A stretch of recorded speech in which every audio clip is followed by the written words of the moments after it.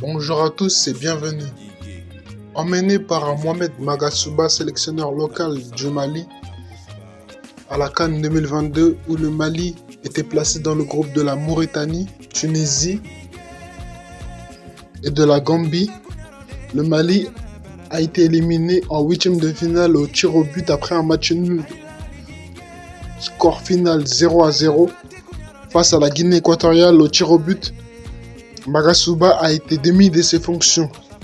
Après un barrage perdu face à la Tunisie, le Mali fait appel à un autre sélectionneur malien qui s'appelle Eric Sekouchel, qui a joué au RC Lens dans sa carrière et en Europe, né en Côte d'Ivoire de parents maliens et français, qui a joué pour le Mali.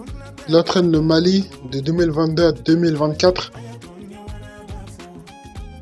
Il instaure un nouveau style de jeu au Mali, amène plein de binationaux comme Sikou Niakate, Modibo Sagnan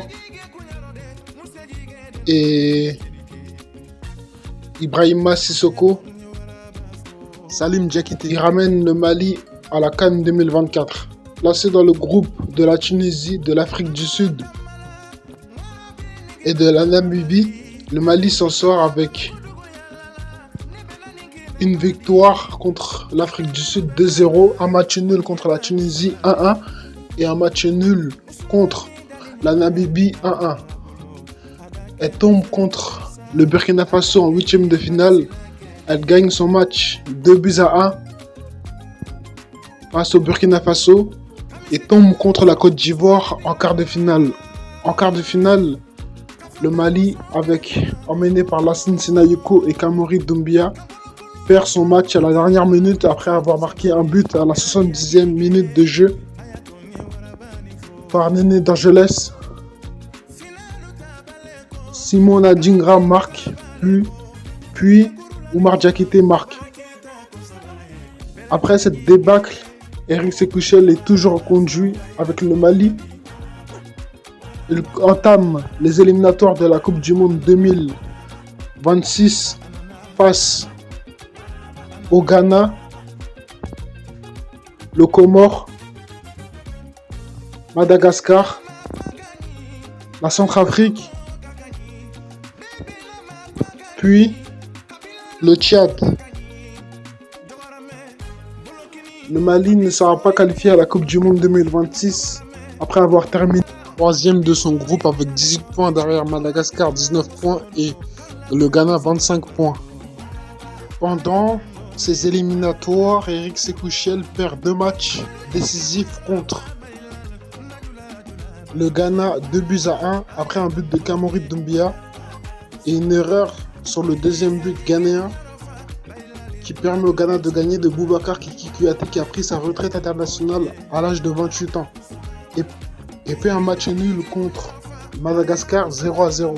La fédération malienne limoge Eric Sekouchel après un quart de finale à la CAN 2024 perdu face à la Côte d'Ivoire 2-1 et 2 matchs décisifs perdus un match décisif perdu face au Ghana 2-1 et un match nul contre Madagascar 0-0. Après ce limogeage, un Belge nommé Tom Saintfiet qui a entraîné la Gambie et qui a fait un quart de finale en 2022, qui était dans le groupe du Mali, qui a fait match nul 1-1, le conduit au Mali. Et Tom Saintfiet, il fait au moins 6 matchs. Tom Saintfiet encaisse un but dans les éliminatoires de la CAN avec 4 victoires et 2 matchs nuls. Il qualifie le Mali à la CAN 2025 et perd un match contre la République démocratique du Congo 1-0 à Orléans. Il perd le dernier match des éliminatoires, l'avant-dernier match face au Ghana 1-0 à Accra et gagne 4-1 face à Madagascar au stade du 26 mars de Bamako. Après ce bilan positif de Tom Saintfiet, le Mali se retrouve dans le groupe du Maroc à la CAN, du Comore et de la Zambie. Pourra-t-il battre le Maroc, le grand favori à domicile? Les chances du Mali sont réduites, mais l'espoir est là. Le dernier match du Mali face au Maroc remonte à 2017. Le Mali avait fait un match nul 0-0 à Bamako, après avoir perdu 6-0 à Rabat face à Hakim Ziyech et Hakimi, qui avaient marqué lors de ce match. Le Maroc reste sur une série de 17 matchs sans perdre en Afrique et des matchs amicaux. Le Comore est derrière le Mali au classement de la Coupe du Monde 2026 et était devant à un moment le Mali, et la Zambie ne s'est pas qualifiée à la dernière CAN. Sa dernière victoire remonte à 2024, la Zambie. Donc le Mali est un favori du groupe devant le Comore et la Zambie et derrière le Maroc, avec des nouveaux joueurs comme Woyo Koulibaly, Khalidou Djibé, Cheikh Keita, Moustapha Sangaré, Moussa Silla, Ousmane Camara, Lassine Diarra. Le Mali n'est pas favori à la CAN 2025. Le Mali est un outsider.